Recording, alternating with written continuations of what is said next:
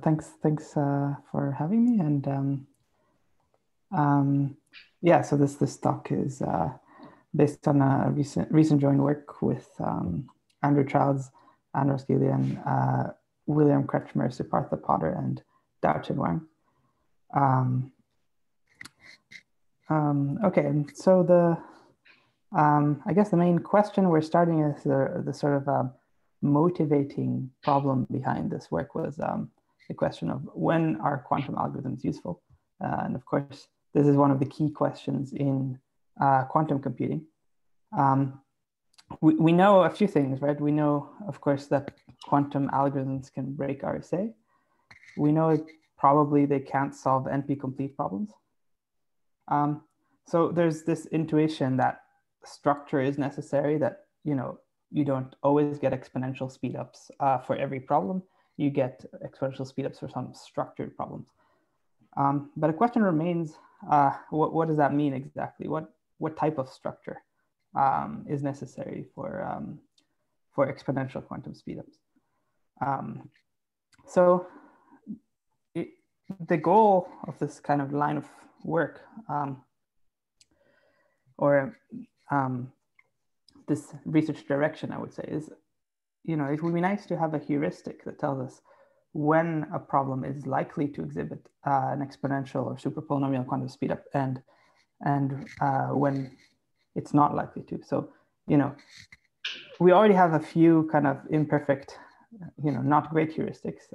Heuristic number one is we know that we don't believe we will get exponential quantum speedups for NP-complete problems. Then you can say, okay, maybe that's a heuristic. If it's NP-complete, we don't get a quantum speedup. If it's not, then we do.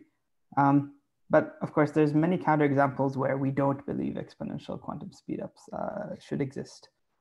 So there's many tasks that are not NP-complete. They're sort of formally easier, or they seem to be, and yet we don't have an exponential quantum speedup, and not many people believe that we should have them. Another possible heuristic you could have is, okay, maybe the other extreme. Instead of quantum algorithms can do everything except for NP-complete problems, we can say maybe they can do nothing except for factoring. And yeah, that's not quite right either. There's at least Diffie-Hellman, HHL, various other super-polynomial quantum speedups that we know about. It doesn't feel like this is it. So the third heuristic is maybe quantum speedups exist, exponential ones, if and only if we don't want them to. So, for example, we don't want quantum algorithms to break cryptography. That would be really bad for the world, and yet they do. We do want them to solve NP-complete problems, but they don't. So this is my current favorite heuristic, but it's not a really serious one. So we're still kind of lacking a real way to characterize when it is that quantum algorithms help. So, okay, of course, that's kind of a vague research direction. In this particular work, we'll focus on a specific formalization of it, and it will be in the query complexity or black box model. So this is like a model for quantum algorithms. In this model, we study Boolean functions. So we study functions that take in an n-bit string as an input and output either 0 or 1. And the question we care about is how many queries we need to make to the bits of the input in order to compute f of x. So this is kind of the question of how many bits of the input string do we need to read before we know the value of f applied to the string. And this will generally be in the worst case over the inputs. So this is how many queries do we need in the worst case. And generally we denote by d of f the deterministic number of queries that we need to solve f. So it's a property of the function f, of course. And you can also use randomized algorithms and define the randomized query complexity, or quantum algorithms. This kind of leads to the notion of quantum query complexity. And so again, I'm not really defining this formally. I don't want to focus on the formalities too much. Roughly speaking, in quantum query complexity, we are thinking of an algorithm that queries the input bits in superposition. So it kind of gives the oracle a superposition over indices, like indices between 1 and n, a superposition over those, and the oracle returns back, that same index coupled with x sub I. So it returns back kind of the pair I and then x sub I, kind of giving back the result to query I to the input string x in superposition. And so the question is, what is the power of this model? And again, the inputs are always going to be worst case inputs for us. So this is just the general query complexity model. I guess many of you have probably seen it before. And so in this model, we will say that a certain Boolean function has a quantum speedup if Q of f is much smaller than R of f. And in this work, by much smaller, I mean at least super polynomial, preferably exponential. So in particular, I'm not going to really care about Grover-like or polynomial speedups. So when I say speedup, I mean like a super polynomial speedup. Okay, so this is the setting we're going to work with, the square complexity setting. But there's actually a bit of a catch here, a bit of a technical subtlety, which is, well, there's this result that already tells us that randomized and quantum query complexities are polynomially related for all functions. So we will never get exponential quantum speedups or super polynomial quantum speedups in this model. So, in a sense, this means we can't really work with this model and hope for quantum speedups. And the solution is to modify the model just a little bit. Instead of studying Boolean functions, we study what's called partial functions. These are functions that still take in n-bit input strings, but now they output either 0, 1, or star, where star just means that the input is invalid. And the key is, the key difference between total functions and partial functions is in partial functions, we only require the algorithm to succeed on 0 inputs and on 1 input. So we require that on every 0 input, the algorithm outputs 0. On every 1 input, it outputs 1. And on star inputs, we don't care. So the algorithm is allowed to output 0, it's allowed to output 1 or star, whatever it wants to do on the star inputs.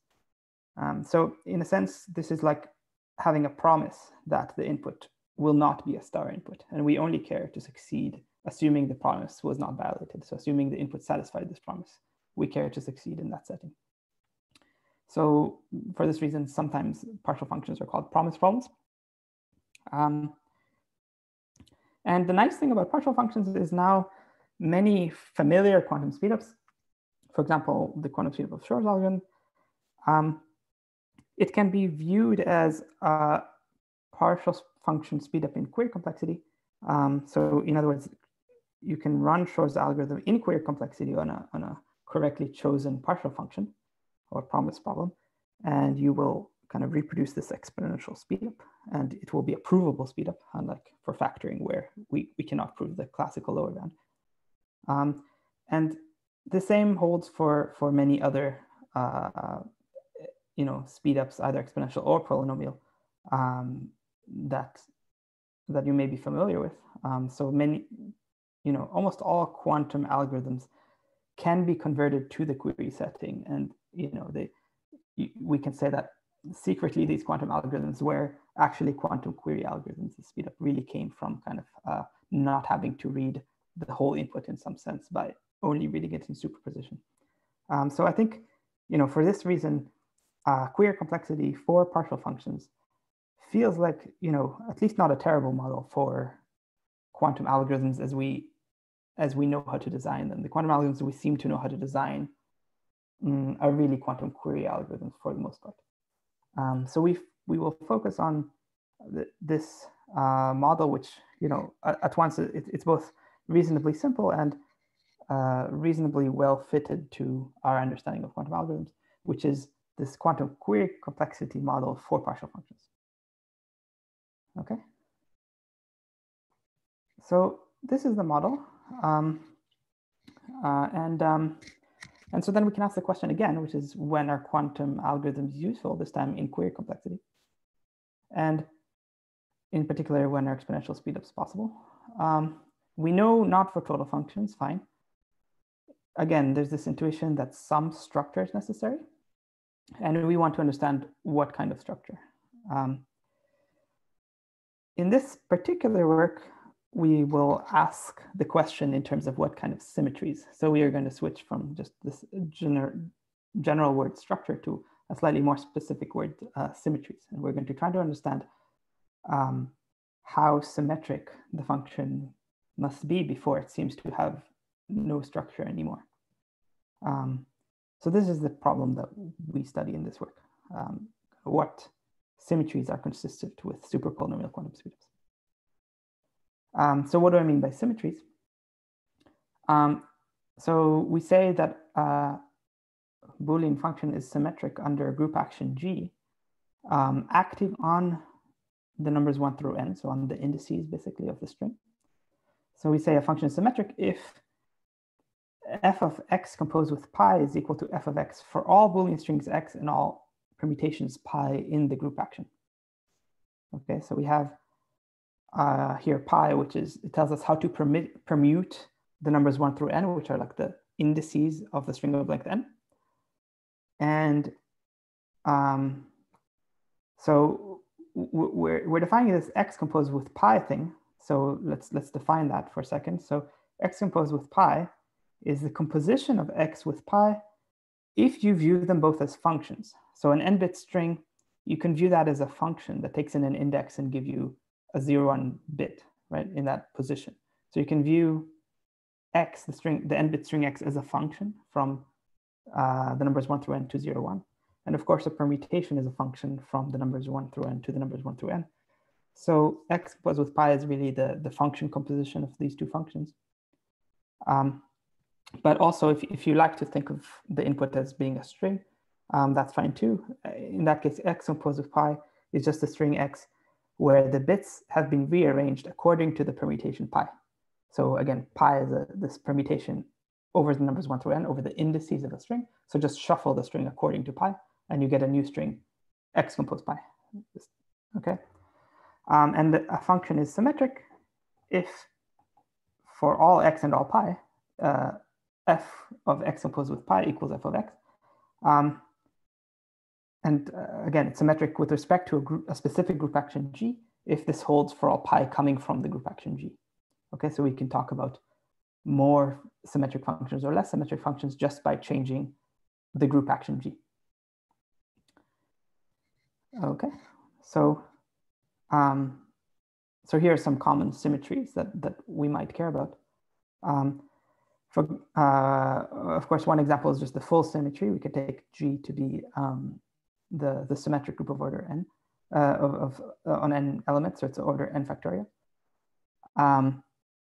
So, you know, in this case, the function will effectively only depend on the Hamming weight of the input string.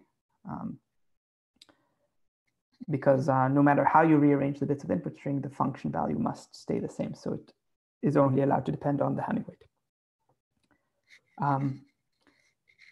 We can also, for example, consider the cyclic group action, Cn, which is n elements, and this one just shifts the string a certain number of bits to the right in a cyclic manner. So the overflowing bits go to the beginning.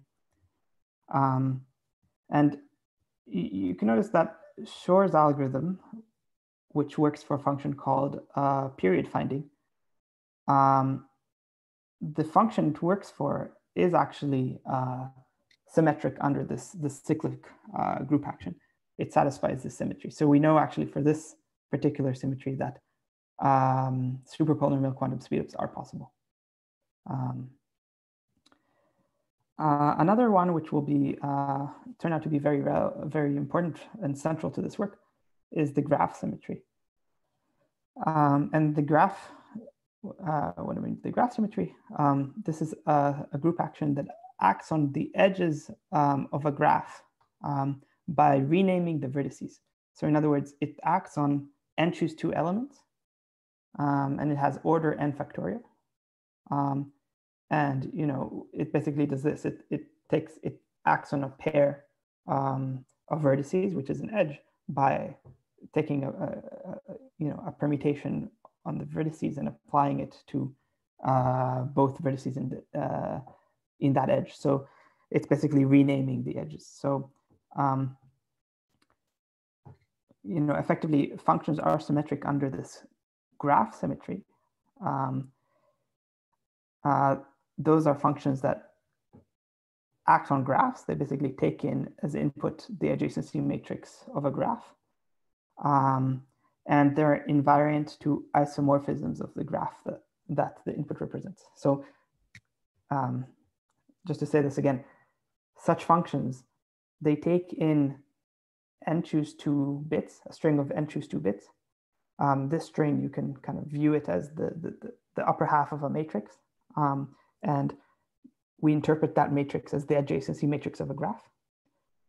And the function has this graph symmetry if it is invariant under graph isomorphism. So if you replace this input with the adjacency matrix of an isomorphic graph, so in other words, if you rearrange the rows and columns, then the function value should not change if it's symmetric under this graph symmetry.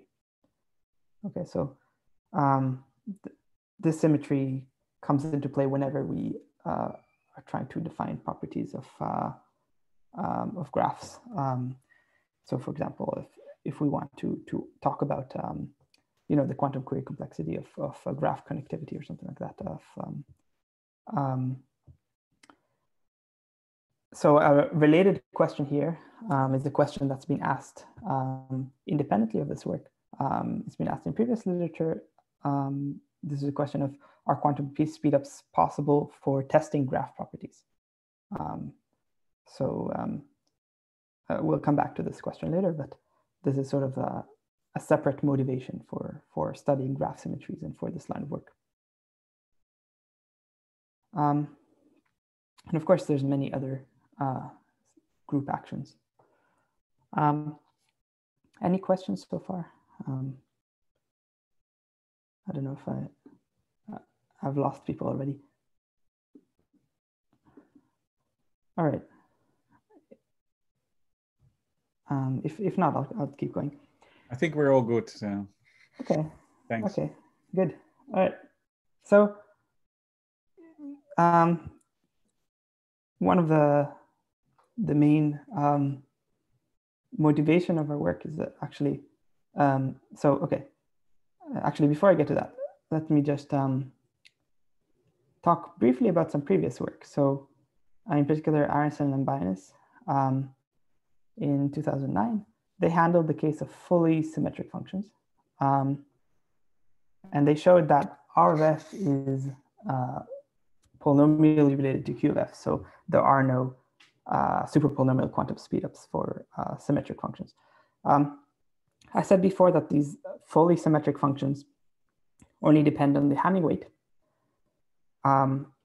So I should note that this previous work of Aaronson and Ambainis, they actually considered input strings that have non-Boolean alphabet, where the alphabet of the input string can be large.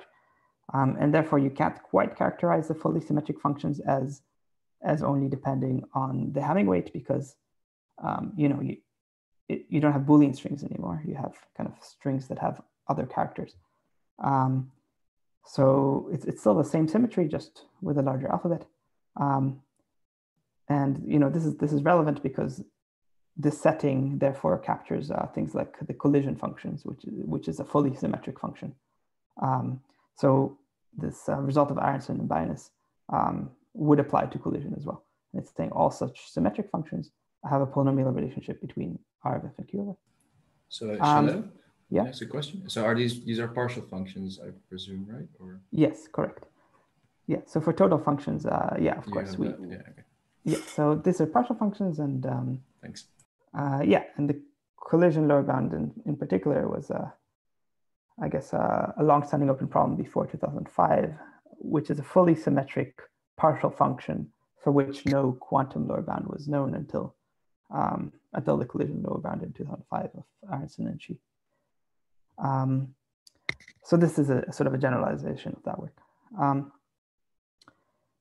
And then, yeah, so the work of Chailloux in 2018 kind of closely motivated our work. And we built a lot of his on his techniques. And what he does is improve this to a power 3 for the same setting, but with a much simpler proof. And the proof is so simple that I sort of just want to show it to you.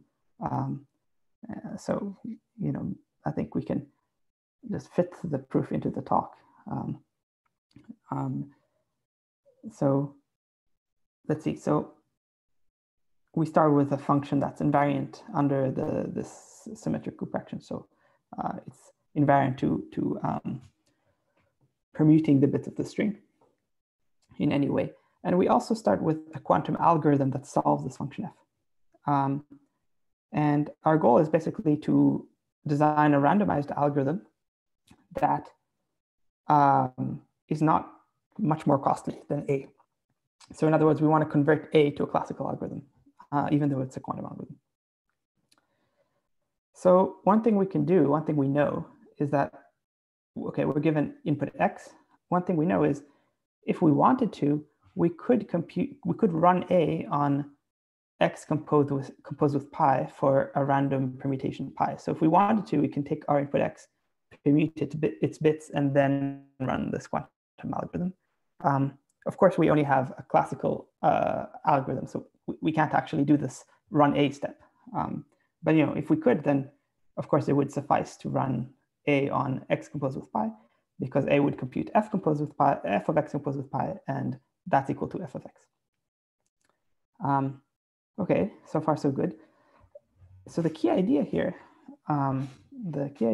of Chailloux here is that you can replace the random permutation pi with a random function alpha that has range R. Okay, so that means alpha is a function from the numbers 1 through n to the numbers 1 through n. And the range of alpha is R. So for example, if R was 1, then alpha would always output the same number. So maybe alpha would output 1 on all inputs, or maybe alpha would output 2 on all inputs. But so in that case, there would be n different choices for alpha if R was 1. And we pick a random such alpha. And the key point here is that Jandry showed in 2013 that distinguishing this random function alpha from pi is difficult for quantum algorithms. It requires omega r to the 1/3 quantum queries, where r is the range of alpha. So again, this is when alpha is randomly chosen with range r. So there's a fixed parameter r here. And distinguishing alpha from pi is difficult in a way that depends on this parameter r. And so if we pick r to be t cubed, where t is the number of queries used by A, then we'd immediately know that A, the quantum algorithm A, is not using enough queries to distinguish alpha from pi, because we picked R to be larger than the cube of the number of queries used by A. So it must be the case that when we run A on x composed with alpha, then we must get the same thing as running A on x composed with pi, which is f of x.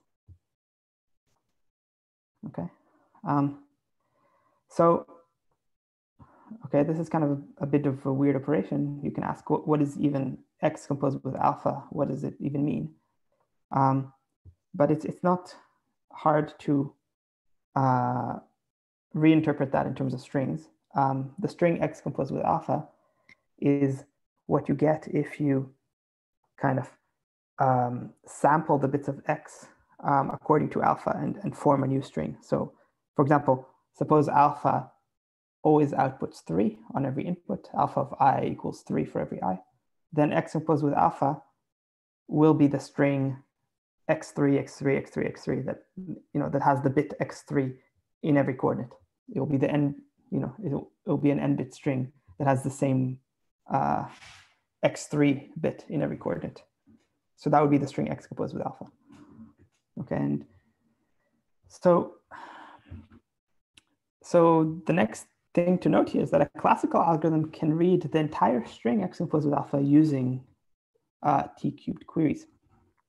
Why? Because, well, the string x composed with alpha only depends on r bits of the string x, the r bits in the range of alpha. And we know alpha, we picked it randomly.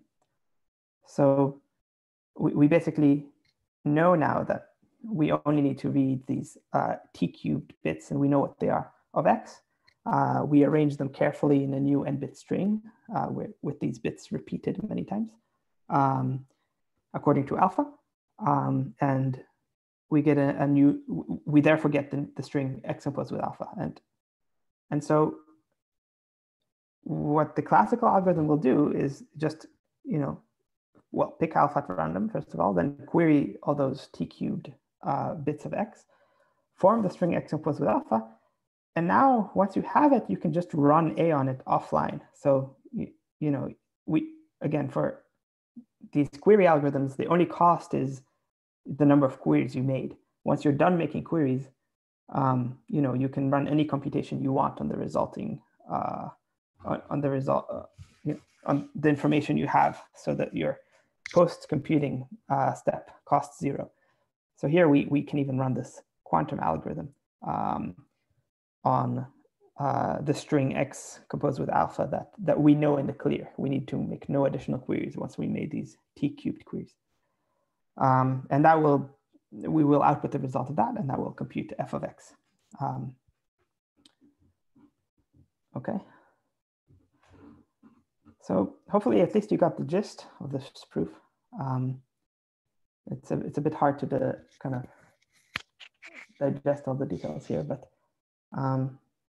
the gist is this really clean insight that, because random permutations are hard to distinguish from random functions of small range, if your function is symmetric, so applying a random permutation to the input does not change the value of the function, then also basically sampling r bits from the input and kind of duplicating them, also doesn't change the value of a function in a sense, or at least a quantum algorithm that computes f cannot notice if you did that instead of shuffling the bits of x. So it's a really neat trick. And so much of our result is basically focused on extending this strategy.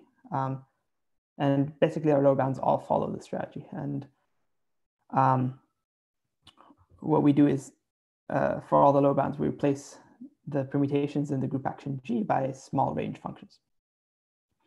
And so we make a few slight improvements to the argument. Okay, so first of all, we never needed the distributions to be uniform. So Chailloux worked with uniform distributions, but that wasn't necessary at any point. All you need is that your distribution of our permutations is hard to distinguish via quantum algorithms from your distribution over small range functions. But as soon as you say, all right, we're allowed to pick any pair of distributions, then by a min-max theorem, then you can convert this into the worst case setting. So that means that we just have to show that it's hard for quantum algorithms in the worst case to distinguish an input permutation from an input small range function. And if that's true from permutations coming from G, then the argument will go through for the group action G. The next insight is that this task of, at least for the symmetric group action, the task of distinguishing a worst case permutation from a worst case small range function just you can basically convert that to a collision lower bound. So effectively, all our lower bounds end up working via reductions from collision. So there's a sense in which there's no true new quantum lower bound techniques here, and everything, could have been everything we proved could have been done in 2005 in a sense, modulo this insight from Chailloux's proof, which is this simple but powerful insight. So just briefly going over Chailloux's argument again, but for a general group action G, if you have a function that's invariant under G, we can start with any quantum algorithm computing the function. So given input x, we know that we could run A on x composed with pi for any pi on G in G, and that will still compute f of x. So what we do instead is run A on x composed with alpha for a small range function alpha. And that can be done in R classical queries if alpha has range R. So all that's left to argue now is that distinguishing small range functions from permutations in G is hard for quantum algorithms. Okay, that will be true for some G and false for other G. That will depend on G. So all we have, so we've sort of reduced it to the study of this question of whether G can be distinguished from small range functions via quantum algorithms.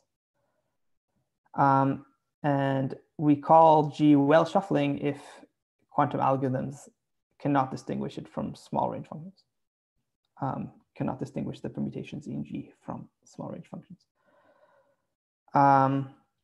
So for the graph symmetry, for the special case where G is the graph symmetry, the elements of G, of the group action G, are actually still the elements of the symmetric group action, just acting on something else. They're acting on, these as groups, the graph symmetry is isomorphic to the symmetric group, but as group actions, of course, they're not. But still, you can reduce to the symmetric group action case. So you can argue that because the symmetric group action was well shuffling, could not be distinguished from small range functions via quantum algorithms, this property is inherited by the graph symmetry. So then you're done. So then it automatically means that any function invariant under the graph symmetry cannot have super-polynomial quantum speedups. Okay. So that kind of handles, well, that tells us how to attack a specific G and also how to handle the special case of graph symmetries. So now we can try to have a classification for all groups. The classification strategy is roughly as follows. You can take a generic group action and first look at its orbits. So you can kind of split the domain into different orbits of the group action. And on each orbit, the group action is transitive. So you sort of reduce to the case where the group action is transitive. Roughly speaking, that's step one. Don't worry if you don't know what transitive means. I'm just going to briefly sketch this argument. You don't have to know what these terms mean right now. Then transitive group actions can be decomposed into something called primitive group actions, via some group theory results. So you can sort of break down a transitive group action into primitive group actions. That's step two.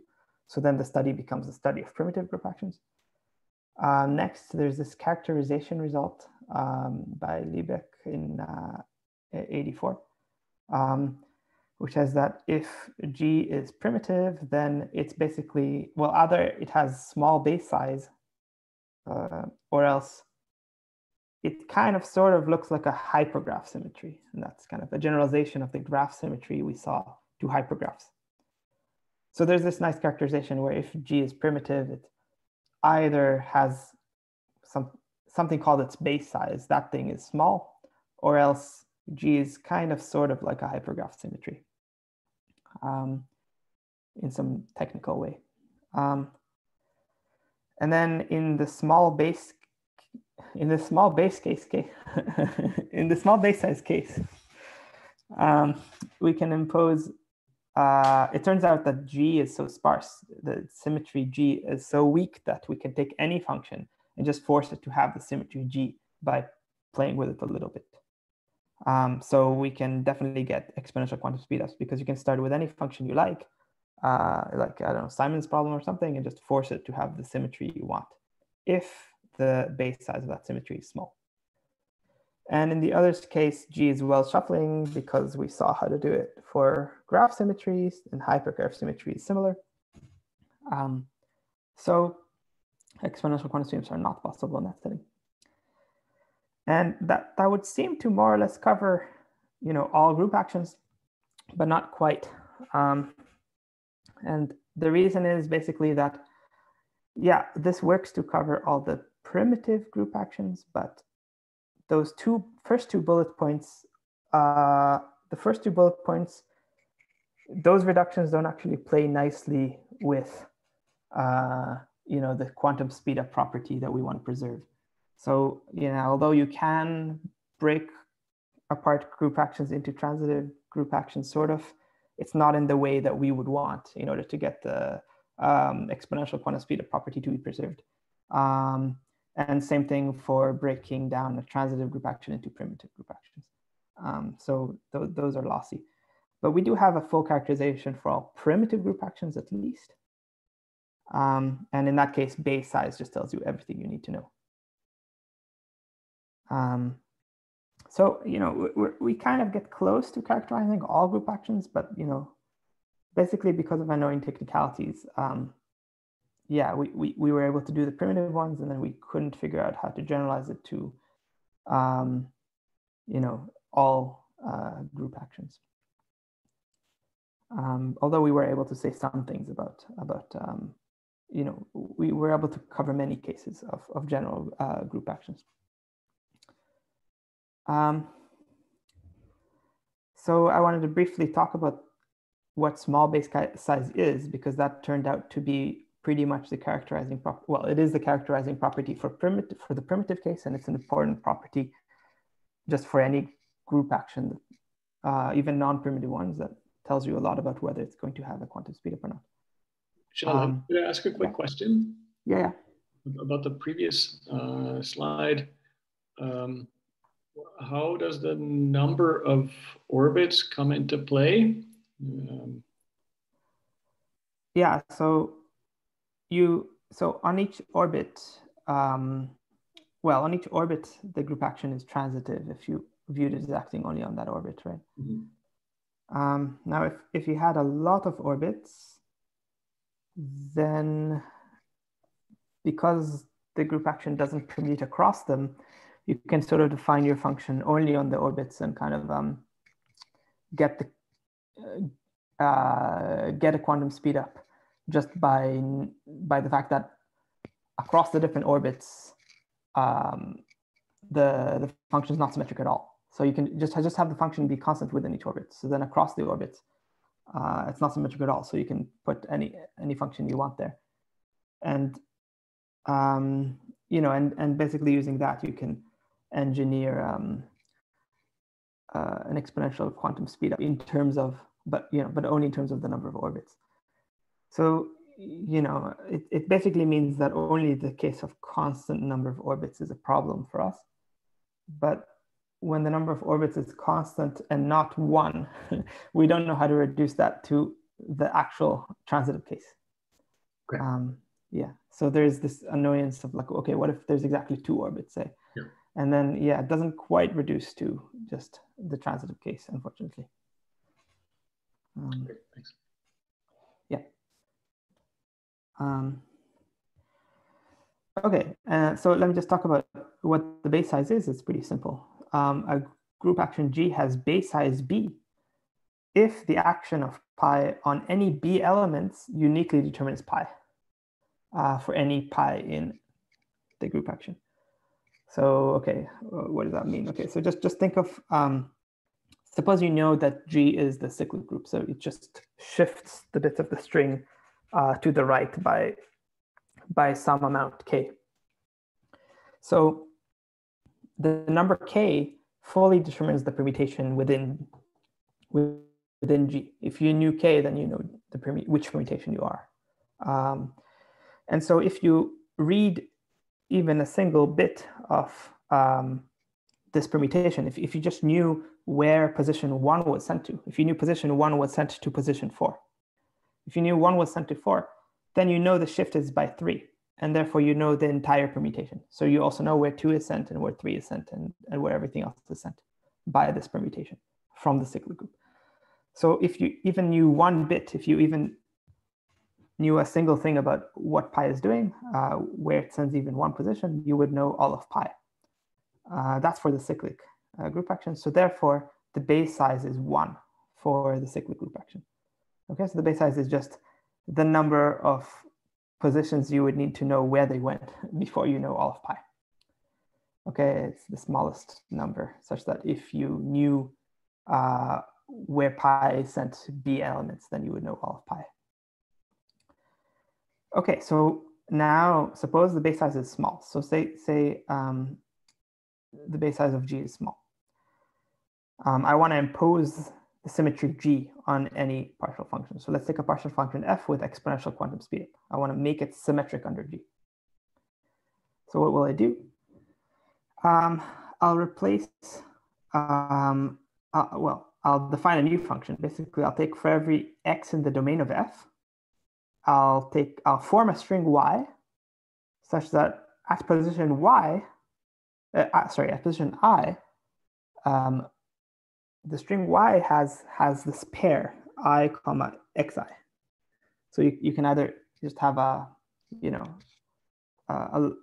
large alphabet symbol that tells you I and xi, or you can use log n plus 1 bits, I suppose, in the string y to encode both the index I itself and the value of xi, which is a 0, 1 value, I suppose. So you form the string y. So now we're going to define a function g, and we will add y to the domain of g, and we'll also add all the permutations of y, where we permute y by some pi from our group action g. We'll add all those to the domain of g. And then we will define g of y composed with pi to be f of x, where x is the string that created the string y, basically. So this defines a Boolean function g, and you can check it's well defined. And now, basically, there's this strategy for solving g. You can query any b positions of g, and because the positions are of the string y, then or some permutation of the string y, then when you query those positions, you query position 3, and you see a pair that says like 5, 0 or something, where 0 is the value of x5. And then you know that pi sent 3 to 5. So basically, because of this I there, querying b positions of the string y tells you what pi did to b different things. And because of the base size is b, this fully determines the permutation pi.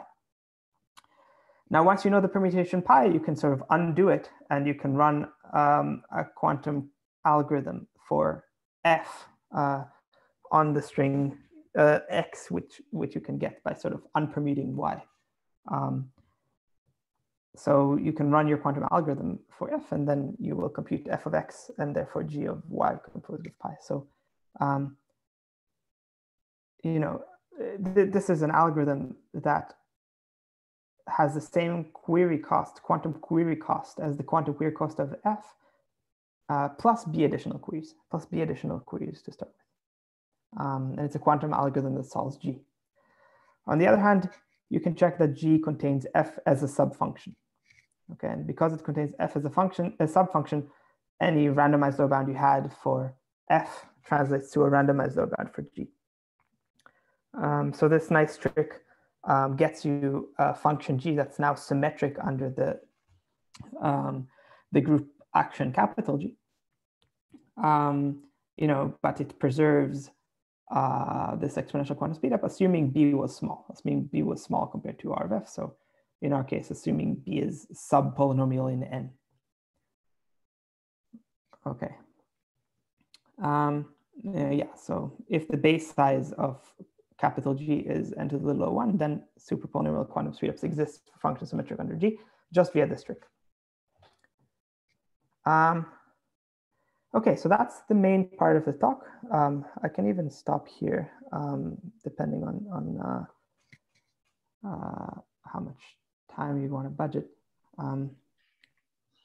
You have another 10 minutes or so if you like. Okay, so yeah, I have, all right, so I'll just in 10 minutes, I have a kind of a short second part of the talk. This is returning to the question of property testing for graphs, for graph properties. And in this setting, you're given query access to the edges of a graph, and you care whether the graph has some property P or it's far from having property P. And you're promised one or the other is the case. So either your input is a graph that has the property P, or it's a graph that is very far from having property P. You would need to change a constant fraction of the edges. And so this is kind of a very natural setting that comes up a bunch in computer science. And in the query model, there are actually two versions of this that are not identical. Either the adjacency matrix version, where you're basically given query access to the adjacency matrix of a graph, or the adjacency list version. So in particular, in the adjacency list version, if you wanted to find the neighbors of a node, or let's say a neighbor of a node, that's trivial to do. You just query something from the adjacency list for that particular node. The adjacency list version basically gives you all the neighbors for a node. On the other hand, the adjacency matrix version, it can be very hard to find. It can require like a Grover search kind of thing to find a neighbor of even one vertex. So the two settings are not the same. Now, in the adjacency matrix model, any function that acts on a graph in the adjacency matrix model, it should be invariant in the graph isomorphism if it's only a property of the graph. So we already know it cannot have exponential quantum speedups because we showed that symmetry is well shuffling. And that's true for any function defined on an adjacency matrix of a graph, not even necessarily a property testing function, which is a specific kind of promise problem. So we already know kind of in the adjacency matrix version, we're not going to get super-polynomial quantum speedups. But it doesn't actually settle the adjacency list model. The adjacency list model is not the same symmetry, even though it sounds similar. It's formally not the same, or rather, you can view it as the same group but acting differently. It's a different group action, even though it's the same. It's an isomorphic underlying group. So in the adjacency list model, the graph is represented as a list of lists, and where for each node we get a list of the IDs of its neighbors. So think of this as like log n bits for the IDs of the neighbors. We can query anything from any of the lists. And just to make life simple in terms of how we define the model, we're going to restrict to the case of bounded degree graphs. So we can assume that each of these lists in the list of lists, each of the lists is only size 10. So every node only has at most 10 neighbors. And in this adjacency matrix model, interesting things can happen. You can run quantum walks. The group action corresponding to graph isomorphism is not well shuffling. It's not even necessarily, it's not a group action acting only on the positions of only shuffling the bits of the string anymore. It actually kind of shuffles alphabet symbols as well in a sense. So it's not even quite the same setting we were working with before. So our results don't apply to it.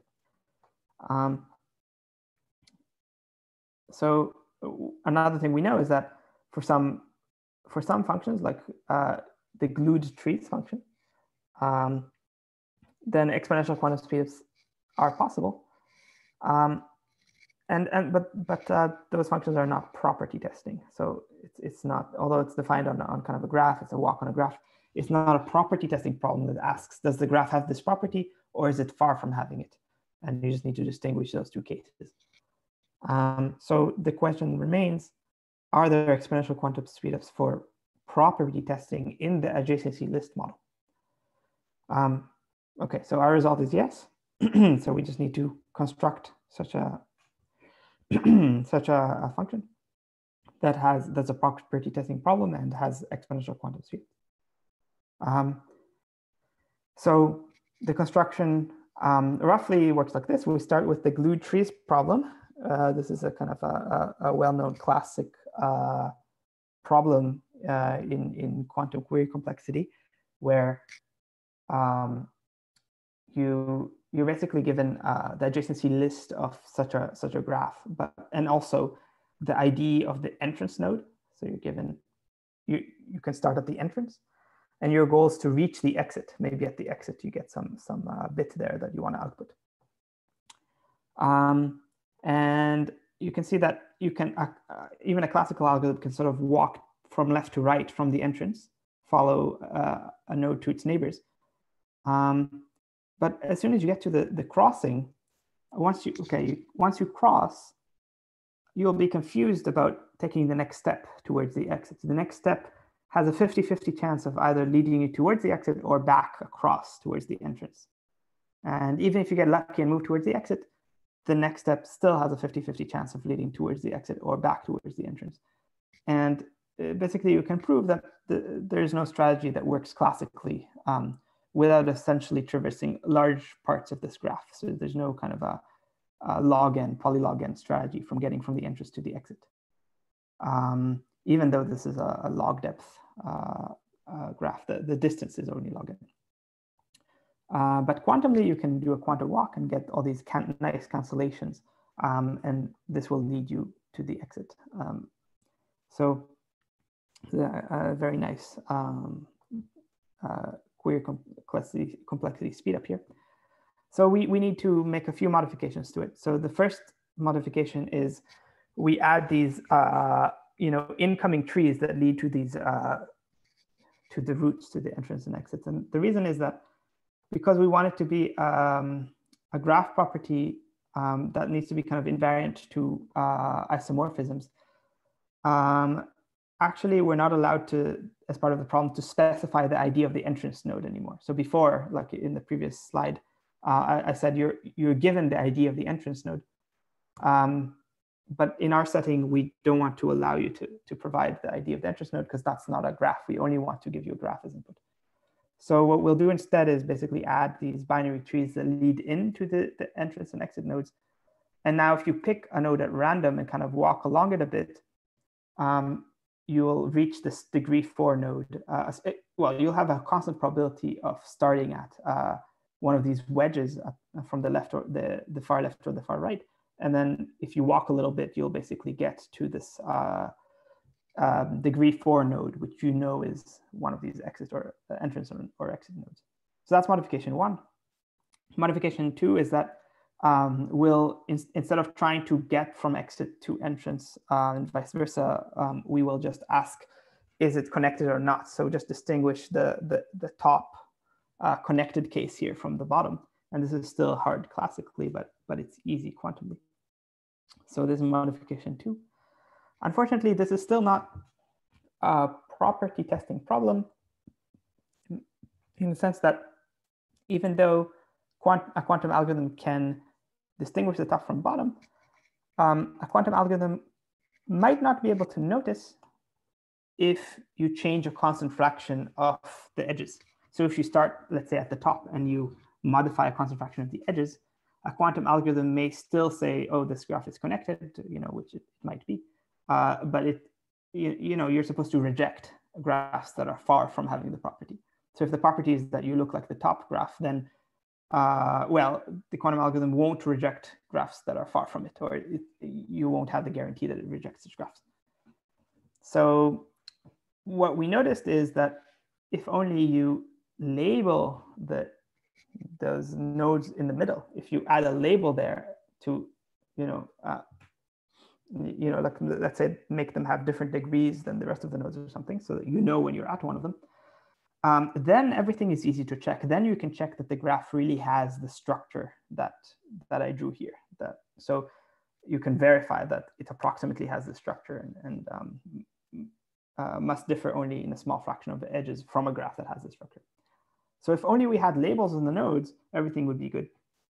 The problem is, if we add labels to the nodes, suddenly a classical algorithm can distinguish the top from bottom easily, the top case from the bottom case. The classical algorithm can walk between the two roots if we told it where the intermediate nodes are.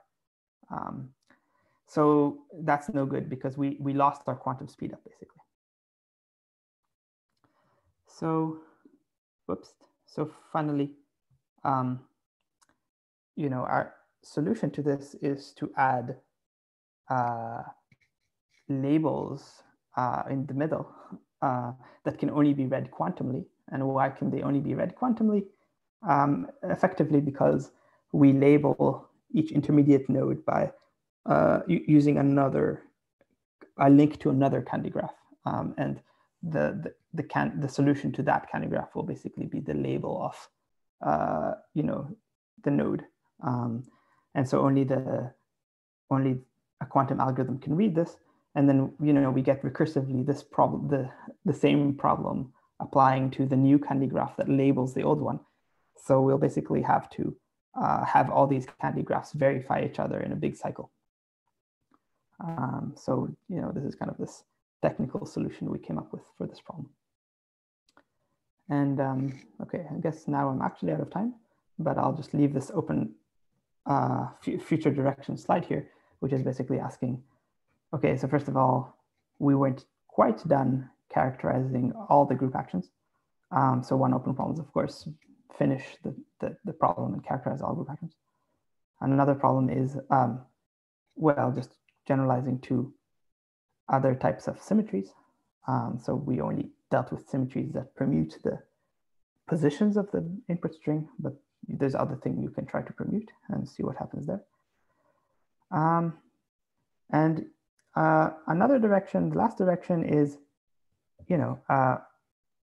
what about the setting where the promise is symmetric, but the function is no longer needs to respect that symmetry. So you're allowed now to have asymmetric functions defined on symmetric promises. So this setting would kind of generalize Beals et al., which says if your promise is kind of the null promise where the function is total, then no matter what the function is, even if it's asymmetric, you won't have a quantum speedup. So you can try to generalize this, to other types of promises that do not allow quantum speedups, even for asymmetric problems. And this is not completely hopeless because there is a result in this direction that applies to Hamming-Weight promises. So it's not a completely hopeless direction. It will be interesting to see if Chailloux type of techniques in combination with Beals et al. Style argument can help get such results. And of course, the big picture goal is this research direction of trying to understand when quantum speedups are possible and when they're not, and trying to answer this kind of yes, structure is necessary, but what structure? So I kind of like this as a research direction in general. Okay, thank you very much.